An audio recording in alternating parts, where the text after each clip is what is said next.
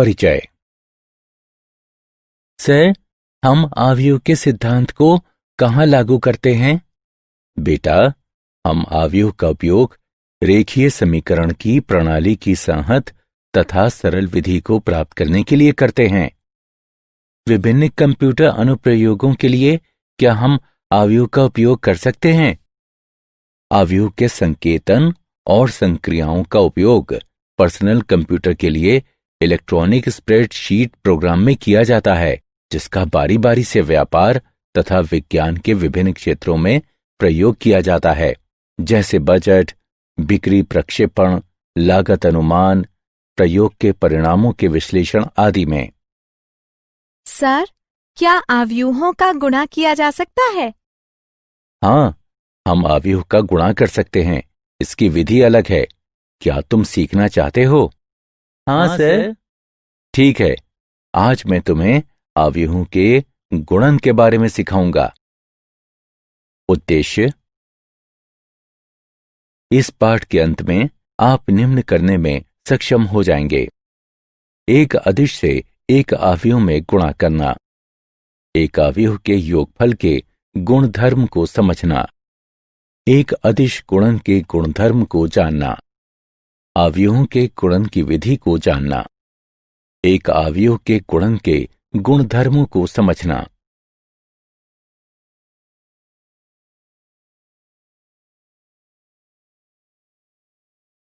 एक अदिश से एक आव्यूह का गुणन।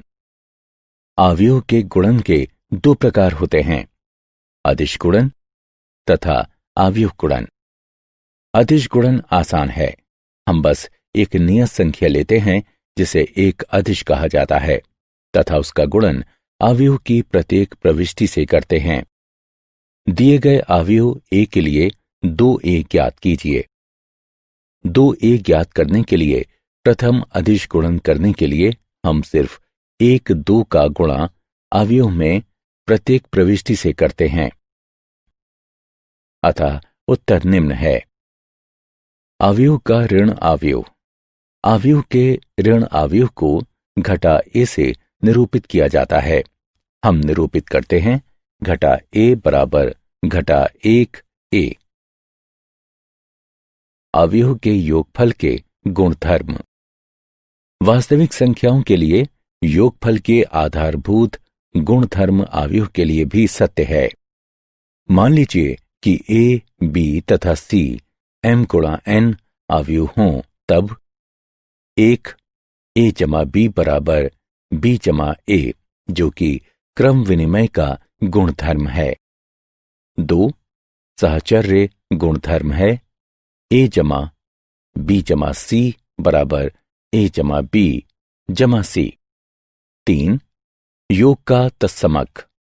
1 m गुणा n आव्यूह o इस तरह है कि a जमा o बराबर a। 4 योग का प्रतिलोम।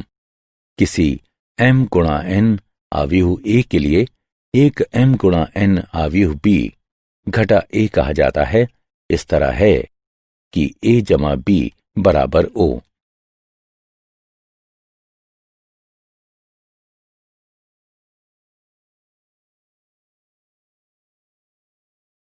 अदिश गुणन का गुणधर्म। साधारण बीजगणित के सभी नियम आव्यूहों के योगफल या व्यवकलन अथवा उनके अदिशों के गुणन पर आधारित हैं।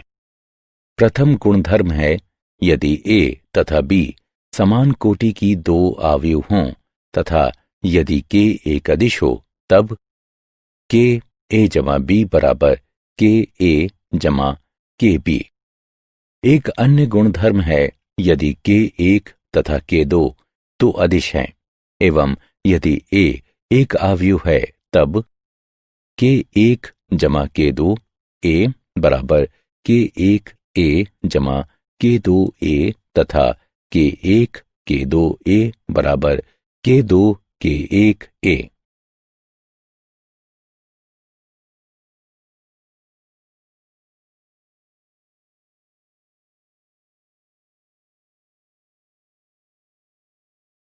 आव्यूहों का गुणनफल। हम 2 आव्यूहों का गुणा कर सकते हैं यदि और केवल यदि प्रथम आव्यूह के स्तंभों की संख्या द्वितीय आव्यूह की पंक्तियों की संख्या के बराबर हो, अन्यथा दो आव्यूहों का गुणन अपरिभाषित होता है। आव्यूह के गुणन की कोटि है प्रथम आव्यूह की पंक्ति गुणा द्वितीय आव्यूह का स्तंभ।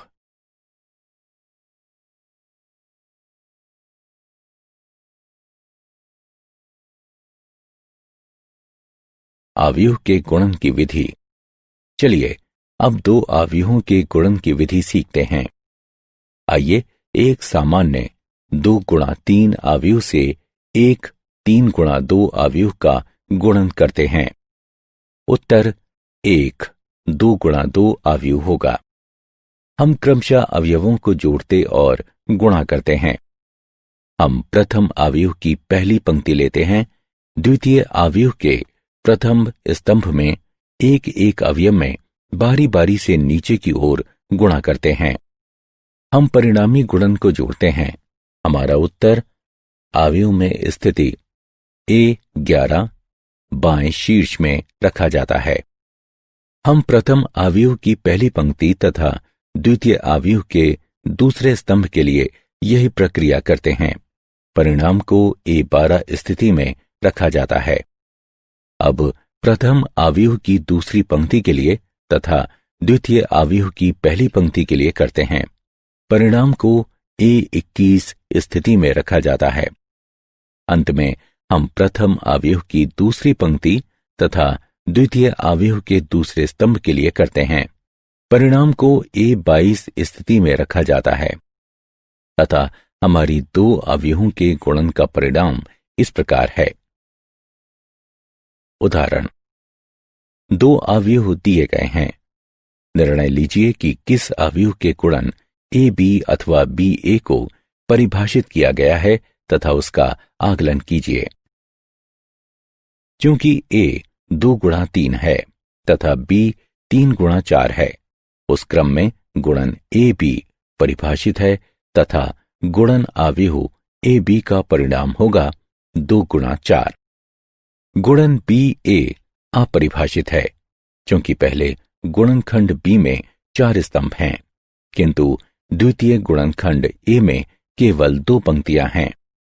गुणन को परिभाषित करने के लिए प्रथम आव्यूह के स्तंभों की संख्या द्वितीय आव्यूह की पंक्ति की संख्या से मेल खानी चाहिए। हल, A में पंक्ति 1 तथा B में स्तंभ 1 का डॉट गुणन लेने पर AB में 1 प्रविष्टि मिलती है। AB में 1 प्रविष्टि 1 है।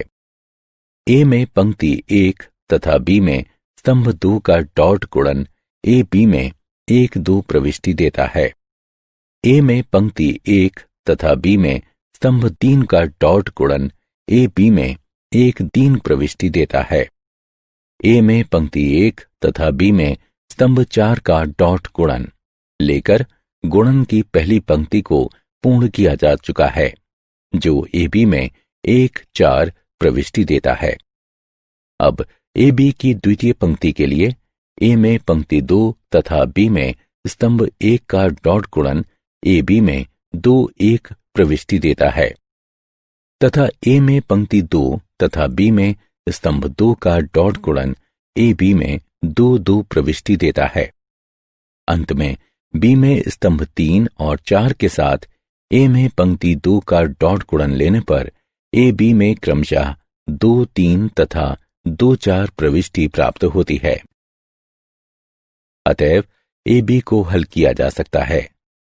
पंक्ति अनुसार पहली पंक्ति 1 3 घटा 2 घटा 2, दूसरी पंक्ति घटा 10 11 घटा 10 19।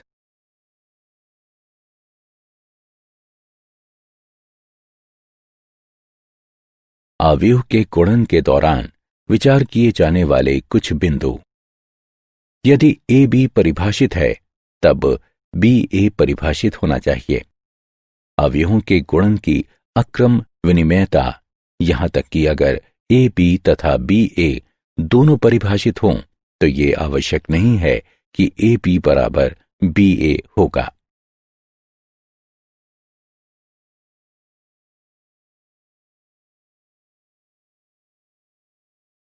अवयवों के गुणन के गुणधर्म। अवयव का गुणन सहचर्य होता है। उदाहरणार्थ 3 अवयव ए, बी तथा सी दिए गए हैं, अतः निम्नलिखित पहचान सर्वथा सत्य है। ए बी गुणा सी बराबर ए गुणा बी सी। योग में अवयव का गुणन वितरण होता है। ए गुणा बी जमा सी बराबर ए गुणा बी जमा ए गुणा सी। गुणक पहचान का अस्तित्व। प्रत्येक वर्ग अवयव ए के लिए समान कोटि की एक तत्समक अवयव अस्तित्व में इस तरह है कि आई ए बराबर ए आई बराबर ए। उदाहरण, x तथा y ज्ञात कीजिए। यदि x जमा y बराबर है, अवयव पंक्ति अनुसार पहली पंक्ति 7 0, दूसरी पंक्ति 2 5 के तथा x घटा y बराबर है अवयव पंक्ति अनुसार पहली पंक्ति 3 0, दूसरी पंक्ति 0 3 के। हल x जमा y तथा x घटा y दिया गया है। इसे 1 तथा 2 के रूप में चिन्हित कीजिए। अब समीकरण 1 तथा 2 को जोड़ते हैं। हमें प्राप्त होता है 2x बराबर अवयव पंक्ति अनुसार पहली पंक्ति 10 0, दूसरी पंक्ति 2 8। इसलिए x बराबर है अवयव पंक्ति अनुसार पहली पंक्ति 5 0, दूसरी पंक्ति 1 4। अब x जमा y में x का मान रखने पर तथा हल करने पर हमें प्राप्त होता है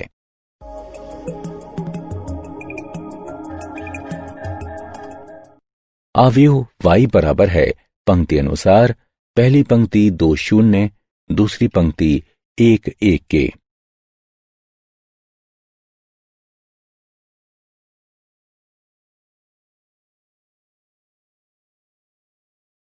क्या आप जानते हैं, अवयव का उपयोग सामान्यतः लंबे समीकरण को हल करने के लिए बीजगणित में किया जाता है। चरों जैसे कि x तथा y लिए गए हैं तथा संख्याओं के वर्ग या आयताकार ग्रिड बनाने के लिए परिणामी संख्याओं को पंक्ति एवं स्तंभों में व्यवस्थित किया गया है। प्रश्नों को और अधिक सहजता से हल करने के लिए इन संख्याओं की गणना की जाती है।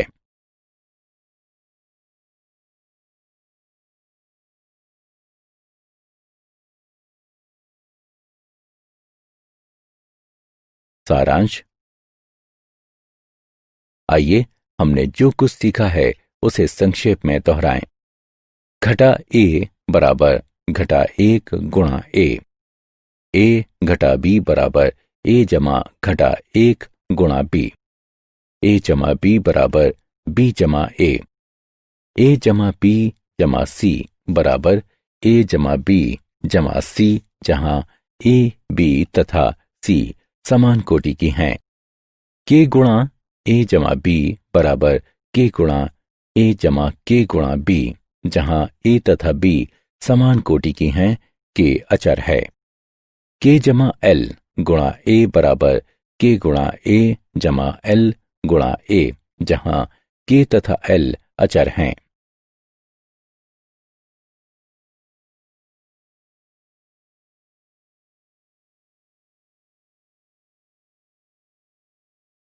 हम 2 अवयवों का गुणा कर सकते हैं यदि और केवल यदि पहले अवयव के स्तंभों की संख्या दूसरे अवयव की पंक्तियों की संख्या के बराबर हो। a गुणा बी सी बराबर ए बी गुणा सी।